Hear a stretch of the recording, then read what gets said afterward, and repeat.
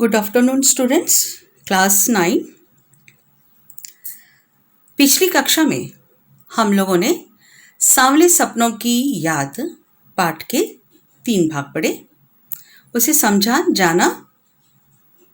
ठीक है, आज की कक्षा में हम सांवले सपनों की याद के प्रश्न उत्तर समझेंगे।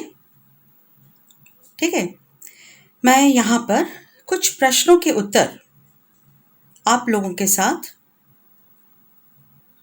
आप लोगों को समझाने की कोशिश करूंगी। ठीक है, इन प्रश्नों के उत्तर जो आपके स्क्रीन पर दिखाई दे रहा है, ठीक है, इसे आप लोगों को समझना है, अपनी उत्तर पुस्तिका में लिखना है और इसे याद भी करना है। ठीक है, तो पिछली कक्षा में तो हमने पाठ को समझ लिया था, तो चलिए हम लोग आज पहला प्रश्न देखते हैं। पहला प्रश्न है, किस घटना ने सलीम अली के जीवन की दिशा को बदल दिया और उन्हें पक्षी प्रेमी बना दिया? है ना? तो आप इसका उत्तर तो आप लोगों को पता ही है, क्योंकि मैंने समझाते हुए जब पाठ समझाया था उस समय इसका उत्तर भी बताया था।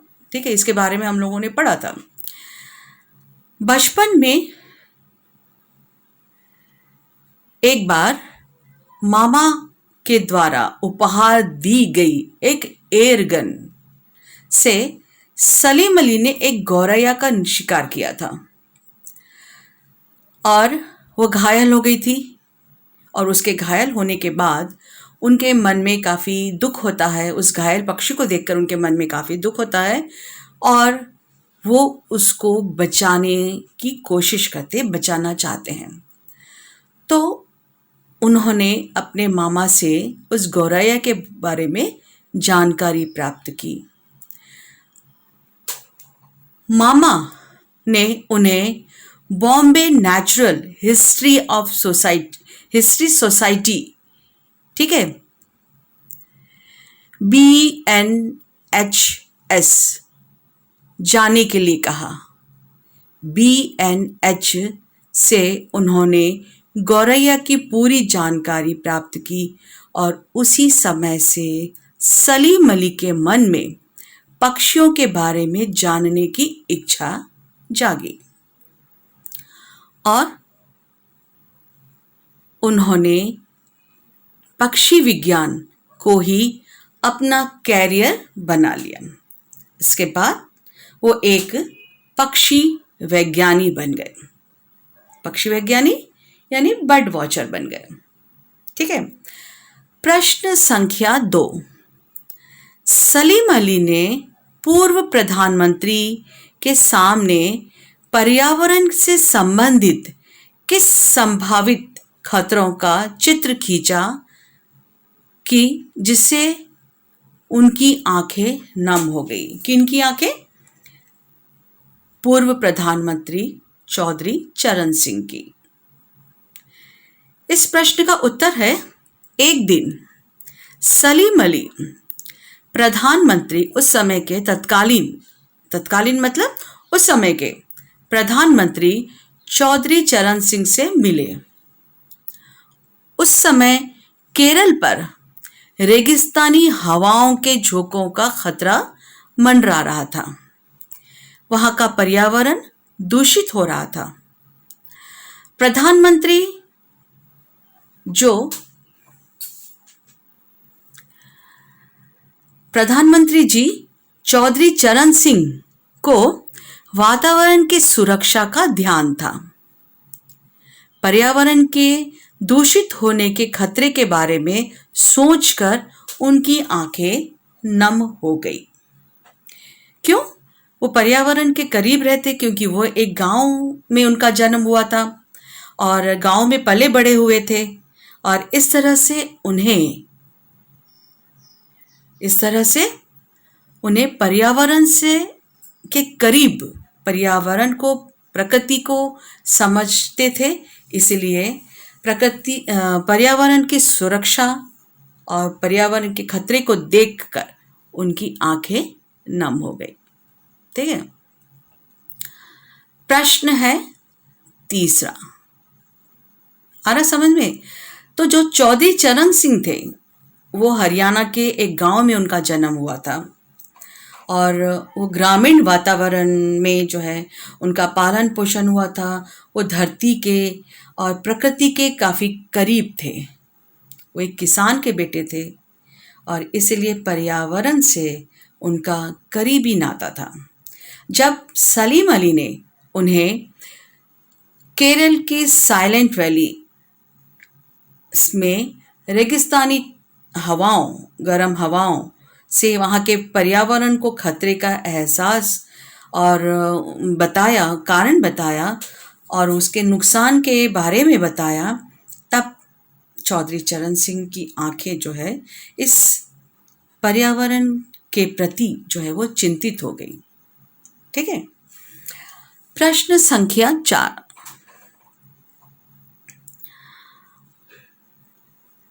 प्रश्न है प्रस्तुत पाठ सलीम अली की पर्यावरण के प्रति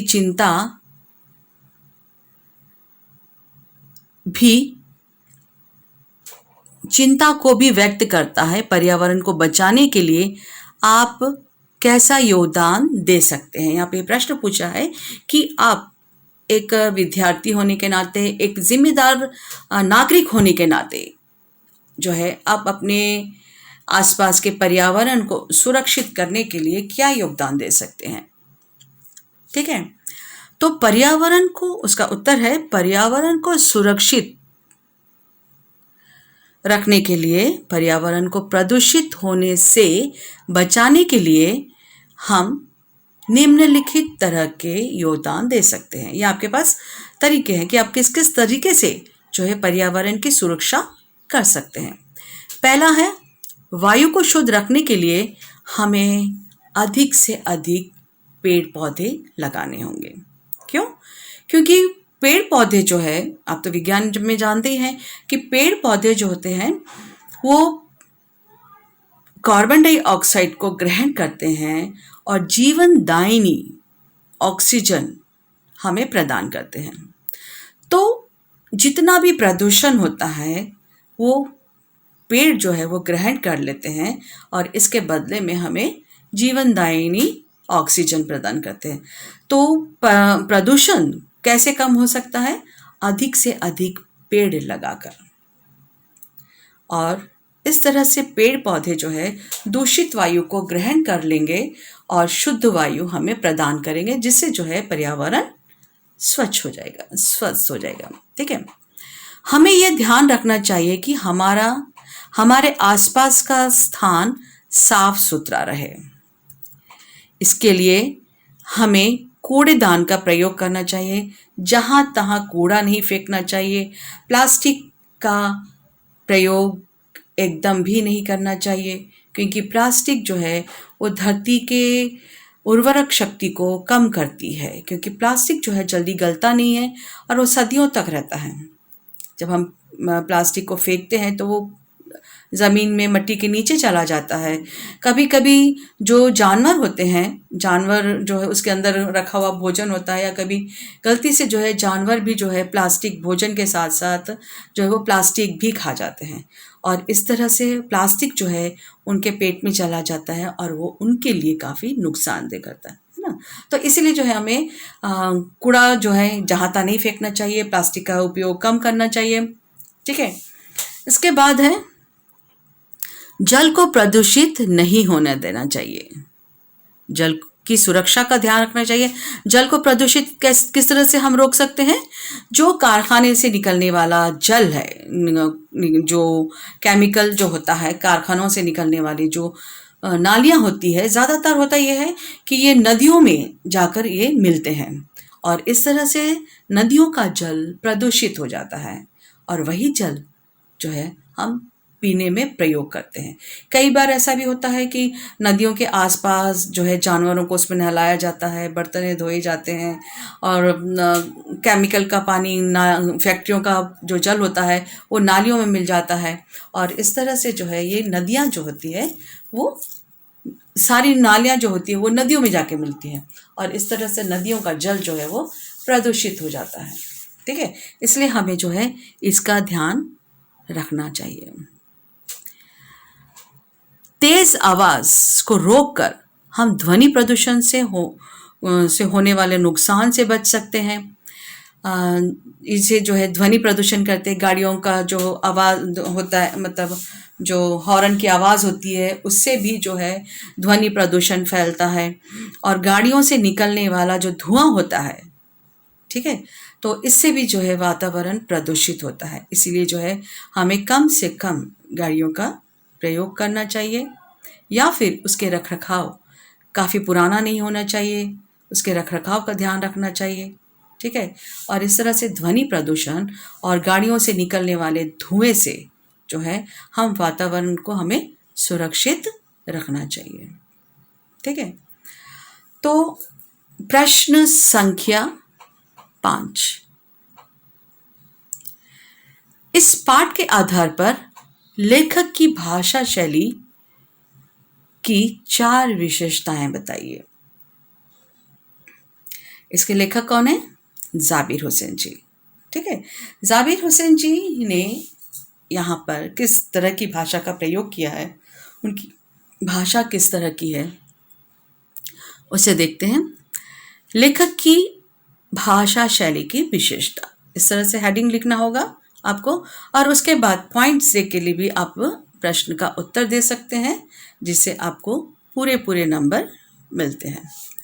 तो पहला पॉइंट है, इनकी भाषा शैली चित्रात्मक है।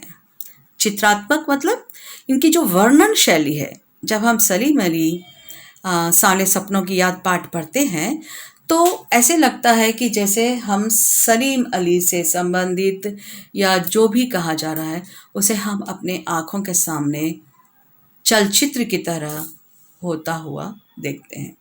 ठीक है, इसकी वर्णन शैली जो है बहुत प्रभावशाली है और चित्रात्मक है। चित्रात्मक मतलब जिस तरह से जैसे जैसे हम इस पाठ को पढ़ते जाते हैं और हमारी कल्पना शब्दों का जो चित्र है वो शब्द चित्र जो है वहाँ पर प्रस्तुत होता है और इसे हम बहुत अच्छे से समझ सकते हैं। तो इसकी शैली जो है चित्रात्मक है। पाठ को पढ़ते हुए इसकी घटनाओं का चित्र उभर कर हमारे सामने आ जाता है ना। ये चित्रात्मक है, मतलब जैसे जैसे हम पाठ को पढ़ते जाएंगे और ये जो है हमारे सामने इसकी एक खाका बनते जाएगा, चित्र बनते जाएगा, ऐसे लगेगा जैसे हम इसे प्रत्यक्ष देख रहे हैं। ठीक है, पॉइंट नंबर 2, लेखक ने भाषा में हिंदी के साथ साथ कहीं कहीं उर्दू तथा कहीं कहीं अंग्रेजी शब्दों का भी प्रयोग किया है। ठीक है, क्योंकि जाबिर हुसैन जी अंग्रेजी में भी लिखते थे, उर्दू में भी लिखते थे और इस पाठ में प्रसंग अनुसार जो है कहीं कहीं उर्दू और कहीं कहीं अंग्रेजी शब्दों का भी प्रयोग किया गया है, जिससे भाषा जो है वो और सुंदर लग रही है, पढ़ने में जो है बहुत अच्छा लग रहा है। इनकी भाषा अत्यंत सरल और सहज है, जिसे हम बहुत आसानी से समझ सकते हैं। बोलचाल की भाषा बोला जाएगा। इसे सहजता के साथ और सरलता के साथ कोई जो है क्लिष्ट शब्दों का प्रयोग नहीं किया गया है, ना ही क्लिष्ट कठिन जो है वाक्यों का प्रयोग किया गया है। बहुत ही सरल और सहज भाषा का प्रयोग जाबिर हुसैन जी ने किया है। इसकी जो है पॉइंट है, चौथा पॉइंट है इसका कि अपने मनोभावों को प्रस्तुत करने के लिए लेखक ने अभिव्यक्ति शैली का सहारा लिया है। ठीक है, अभिव्यक्ति मतलब अपने भावों को व्यक्त करते हुए बहुत ही सरल भाषा का प्रयोग किया है और इसे जो है पढ़ने वाले पाठक बहुत आसानी से ग्रहण कर सकते हैं। ठीक है, तो ये थी जाबिर हुसैन जी, लेखक जाबिर हुसैन जी की भाषा, इस पाठ की भाषा, जिसे हम बहुत ही सरलता से और सहजता से, बिना किसी कठिनाई के आसानी से हम इसे समझ लेते हैं। अब है प्रश्न संख्या 6। इस पाठ में लेखक सलीम अली के व्यक्तित्व का जो चित्र खींचा है उसे अपने शब्दों में लिखिए, है ना। सलीम अली देखने में कैसे थे, उनकी पर्सनालिटी कैसी थी, उनका व्यक्तित्व कैसा था, इसके बारे में लेखक प्रश्न पूछा गया है। ठीक है। सलीम अली प्रकृति प्रेमी थे, ठीक है, और एक विचारशील व्यक्ति थे, चिंतन मनन किया करते थे। ठीक है। प्रकृति से उन्हें प्रेम था, प्रकृति प्रेमी थे, पक्षी प्रेमी थे, प्रकृति के करीब रहते थे। ठीक है। और हमेशा जो है उनके गले में एक दूरबीन लटकी रहती थी। ठीक है। तो प्रकृति तथा पक्षियों के प्रति उनके मन में कभी न खत्म होने वाली जिज्ञासा थी। बचपन में जब उनकी एयरगन से गौरैया घायल हो जाती है और वो उस गौरैया की देखभाल करते हैं, तो उस समय से उनके मन में पक्षियों के प्रति, चिड़ियों के प्रति एक लगाव उत्पन्न हो जाता है। ठीक है। और उनकी दिनचर्या, उनकी गतिविधियां, उनके रहन सहन, उनके स्वभाव के बारे में जानने की उनकी इच्छा जागृत हो जाती है, और यही इच्छा उनके मृत्यु तक कायम रही। ठीक है। तो सलीम अली जो है उनके मन में कभी न खत्म होने वाली जिज्ञासा थी। उनका जीवन काफ़ी रोमांचकारी था। ठीक है। क्योंकि वो महीनों तक, कई कई दिनों तक जो है घाटियों, जंगलों, वनों में भटकते रहते थे और पक्षियों के बारे में अवलोकन किया करते थे। उनका जीवन जो है एक एडवेंचर था, उनके जीवन में एक रोमांचक था। ठीक है। और जब तक वो अपनी खोज में सफल नहीं हो जाते थे तब तक वो हार नहीं मानते थे, है ना। तो उनका स्वभाव जो है भ्रमणशील था। अपनी खोज के लिए जो है उन्हें लंबी लंबी यात्राएं करनी पड़ती थी। कई कई दिनों तक जो है वो अपने घर से बाहर रहते थे। सलीम अली जो है दुबले पतले, उनके शरीर जो काया थी वो बहुत, उनकी काया जो दुबली पतली कमज़ोर काया थी। ठीक है। और एक हैट लगा रहता था, गले में दूरबीन रहती थी, और उनकी आंखें दूर क्षितिज, दूर दूर तक जो है उनकी आंखें पक्षियों की खोज में हमेशा लगी रहती थी। ठीक है। तो उनको जो है भ्रमणशील थे, यायावारी का शौक था, और वो कई कई दिनों तक जो है वो जंगलों में भटकते रहते थे, अपनी खोज करते रहते थे, और जब तक उनकी खोज पूरी नहीं हो जाती थी तब तक वो वापस नहीं आते थे। तो इसीलिए जो है लेखक कहते हैं कि वो भ्रमणशील व्यक्ति थे, भ्रमण यात्राएं करना उनको पसंद था। ठीक है। तो स्वभाव से जो है भ्रमणशील थे। कभी कभी किसी भी वक्त वे पक्षियों के बारे में पता करने के लिए निकल जाते, जब इच्छा होती तब वो पक्षियों के बारे में पता करने के लिए निकल जाया करते थे। ठीक है। अब है प्रश्न संख्या 7। सलीम अली की याद शीर्षक की सार्थकता, मतलब क्या ये पाठ की जो शीर्षक है, शीर्षक कई बार मैं आप लोगों को बताती हूँ, आप लोगों से कभी कभी जो है अपठित गद्यांश के बारे में आप लोगों को जो बोला जाता है कि इस गद्यांश का शीर्षक क्या होगा, तो आप लोग बहुत लंबे चौड़े जो है लाइन लिख देते हैं। ठीक है। तो शीर्षक कभी भी जो है उस गद्यांश को पढ़कर जो है एक छोटा सा आपको शीर्षक लिखना होता, 2-3 लाइन का नहीं, सिर्फ एक 2-4 शब्दों को मिलाकर ही आप उसका शीर्षक लिखना होता है। तो लेखक यहाँ पर सामने सपनों की याद इस पाठ के शीर्षक की सार्थकता, मतलब ये शीर्षक कहाँ तक सही है इस पाठ के लिए, वो पूछ रहा है। ठीक है, तो यह रचना लेखक जाबिर हुसैन द्वारा अपने मित्र सलीम अली की याद में लिखा गया एक संस्मरण है, जो जाबिर हुसैन की डायरी से लिया गया अंश है ना। संस्मरण मतलब याद है, मैं बताई थी आपको पाठ पढ़ाते समय। तो पाठ को पढ़ते हुए इसका शीर्षक सांवले सपनों की याद अत्यंत सार्थक प्रतीत होता है, एकदम सही है। सांवले सपनों की याद, इस पाठ का शीर्षक एकदम सही है। लेखक का मन अपने मित्र से बिछड़कर दुखी हो गया है, अतः वे उनकी याद को ही अपने जीने का सहारा बना लेते हैं। उनकी साथ गुजारे हुए पल, उनके जीवन के बारे में जो लेखक को पता था, उन्होंने उस स्मृति के सहारे जो है उन्होंने इस पाठ की रचना की है, इस संस्मरण की रचना की है। इसीलिए सांवले सपनों की याद, ये पाठ का शीर्षक एकदम सही है। प्रश्न संख्या 8। यहां पर जो है आप लोगों को कुछ पंक्ति दी गई है। ठीक है, उन पंक्तियों को आपको जो है आशय स्पष्ट करना है ना। तो पहला है, वो लॉरेंस की तरह नैसर्गिक जिंदगी का प्रतिरूप बन गए थे। ठीक है, ये पंक्ति है, वो लॉरेंस की तरह नैसर्गिक जिंदगी का प्रतिरूप बन गए थे। इसका आशय यह है कि ये सलीम अली के लिए कहा जा रहा है कि लॉरेंस जो एक अंग्रेजी साहित्यकार थे, ये भी पक्षी प्रेमी थे, इनको भी प्रकृति से प्रेम था।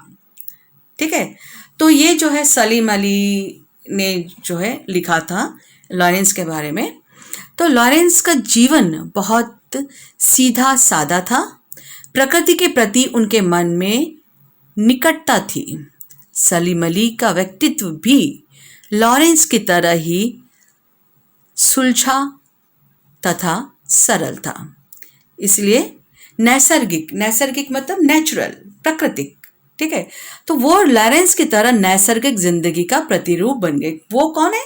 वो है सलीम अली।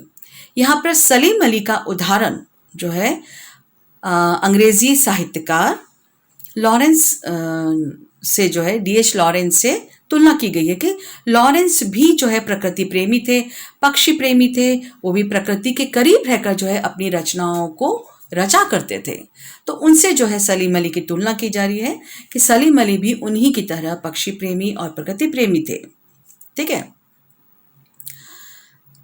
प्रश्न संख्या 2, आशय है दूसरा, कोई अपने जिस्म की हरारत और दिल की धड़कन देकर भी उसे लौटाना चाहे तो वह पक्षी अपने सपनों के गीत दोबारा कैसे गा सकता है। आपको पाठ पढ़ाते समय मैंने इस लाइन का बताया था कि जिस किसी भी व्यक्ति की जब मृत्यु हो जाती है तो कोई भी व्यक्ति कितना भी चाहे तो उसे वापस जिंदा नहीं कर सकता, है ना।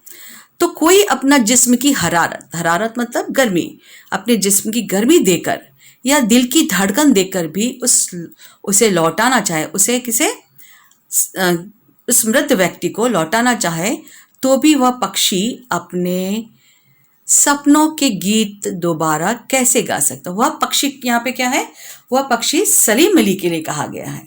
ठीक है, जब सलीम अली की मृत्यु हो जाती है और उनके शव को कब्रगाह तक ले जाया जा रहा है, तो उस समय लेखक के मन में ये विचार आता है कि कोई भी जो है, जो उनका अपना है, उससे जो है वापस लौटाना, फिर जीवन की तरफ वापस लौटाना चाहे तो भी वापस नहीं लौटा सकता, है ना। तो इसका जो है क्या होगा उत्तर? देखिए, यहाँ लेखक का आशय यह है कि मृत व्यक्ति का कोई जीवित नहीं कर सकता। हम चाहे कुछ भी कर ले पर उसकी कोई हरकत नहीं ला सकते, मतलब उसमें फिर से जीवन नहीं ला सकते। ठीक है। और आशय का तीसरा प्रश्न है, सलीम अली प्रकृति की दुनिया में एक टापू बनने की बजाय अथाह सागर बनकर रह गए। ठीक है। तो इसका है कि टापू जो है उसका बंधन, टापू बंधन तथा सीमा का प्रतीक है। ठीक है। और सागर की कोई सीमा नहीं होती, अथाह होता है, गहरा होता है, विशाल होता है, विस्तृत होता है। लेकिन टापू जो समुद्र के बीच में, कहीं टापू किसे कहते हैं पता है? कि जहाँ समुद्र के बीच में जहाँ जमीन होती है, जिसके चारों तरफ पूरा मतलब पूरा दोनों ही चारों तरफ जो है पानी ही पानी होता है, कहीं उसके अंदर जमीन और नहीं होती है, सिर्फ बीच में जमीन होती है और उसके चारों तरफ जल ही जल होता है, समुद्री होता है। तो उसकी एक सीमा होती है कि इसके बाद समुद्र शुरू हो जाएगा, है ना। लेकिन समुद्र की कोई सीमा नहीं होती, वो अथाह होता है, गहरा होता है, बहुत डीप होता है। ठीक है। गहराई होती है उसकी और बहुत विस्तृत होता है। जब हम समुद्र के किनारे रहते हैं ना, उसका ओर पता चलता है ना छोर पता चलता है ना। दूर दूर तक सिर्फ पानी ही पानी दिखाई देता है। तो इसलिए जो है लेखक कह रहे हैं कि समुद्र जो है अथाह होता है, विस्तृत होता है। ठीक है। उसकी कोई सीमा नहीं होती, लेकिन टापू की सीमा होती है। एक सीमा के बाद उसका अंत हो जाता है, लेकिन समुद्र का अंत नहीं होता। तो लेखक कह रहे हैं कि टापू बंधन तथा सीमा का प्रतीक है। सागर की कोई सीमा नहीं होती, उसी प्रकार सलीम अली भी बंधन मुक्त होकर अपनी खोज करते थे। ये नहीं कि मुझे 3 दिन के बाद वापस आ जाना है, हो या ना हो मैं वापस आ जाऊंगा, नहीं। जब तक वो अब किसी परिणाम पर नहीं निकल जाते, जब तक वो किसी खोज उनकी पूर्ण नहीं हो जाती, तब तक जो है वो अपनी खोज में लगे रहते, चाहे कितने भी दिन क्यों ना हो जाए। तो लेखक उसी बात को कह रहे हैं कि सलीम अली अपनी खोज करते थे और उनके खोज की कोई सीमा नहीं होती थी। ठीक है। अब है प्रश्न संख्या 9। सलीम अली के अनुसार मनुष्य को प्रकृति की तरफ किस दृष्टि से देखना चाहिए? सलीम अली के अनुसार प्रकृति अपने आप में संपूर्ण है। हमें उसे आदमी की नजर से न देखकर उसी की नजर से देखना चाहिए, ताकि उसके पनपने, खुशहाल होने और उसकी सुरक्षा की चिंता होनी चाहिए। यानी हमें जो है मनुष्य को उसे आदमी की तरह नहीं देखना चाहिए, आदमी की तरह नहीं, उसे प्रकृति को प्रकृति की तरफ देखना चाहिए। हाँ, हम ये कर सकते हैं कि उसकी सुरक्षा का ख्याल रख सकते हैं, उसको स्वच्छ रख सकते हैं, स्वस्थ रख सकते हैं, स्वच्छ रख सकते हैं। ठीक है। उसको पनपने देना चाहिए, उसको खुशहाल रखना चाहिए, उसकी सुरक्षा का ख्याल रखना चाहिए। प्रश्न संख्या 10। लॉरेंस कौन थे जिसके बारे में अपने विचार लिखे? ठीक है, उनके बारे में अपने विचार लिखे। D.H. लॉरेंस भी सलीम अली की तरह एक पक्षी प्रेमी थे। वे अपने आसपास की प्रकृति गतिविधियों को निकट से जानते थे। वो प्रकृति के बीच रहकर अपनी रचनाओं को लिखते थे। ठीक है। वो प्रकृति प्रेमी थे, उनसे प्रेम करते थे। किनसे? प्रकृति से। छत पर बैठने वाली गौरैया भी उनमें से एक थे। फ्रीडा। फ्रीडा कौन? फ्रीडा है D.H. लॉरेंस की पत्नी का नाम है। फ्रीडा को लगा कि गौरैया लॉरेंस और उनके बारे में बहुत अधिक जानती है। क्यों? क्योंकि लॉरेंस जो है बहुत ही सरल और सीधे व्यक्ति थे। लॉरेंस खुले दिल का और सादगी पूर्ण आदमी था, उसमें कुछ भी छिपा हुआ नहीं था। इसलिए गौरैया जैसा पक्षी भी उसके बारे में सब कुछ जानता होगा।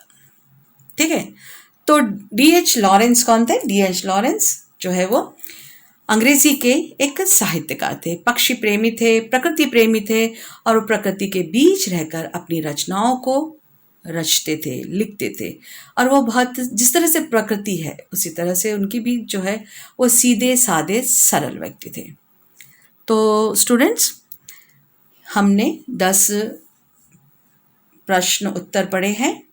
आशा है कि इसके आधार पर जो है आप इस पाठ को अच्छी तरह से समझ गए होंगे। ठीक है, तो मैं आज की कक्षा यहीं पे समाप्त करती हूँ। उम्मीद है कि आपको प्रश्नों के उत्तर अच्छी तरह से समझ में आ गए होंगे। तो हमारा ये पाठ जो है आज यहाँ पर ख़त्म हो जाता है। तो अगली कक्षा में हम लोग अगले पाठ की तरफ जाएंगे। Okay, thank you students.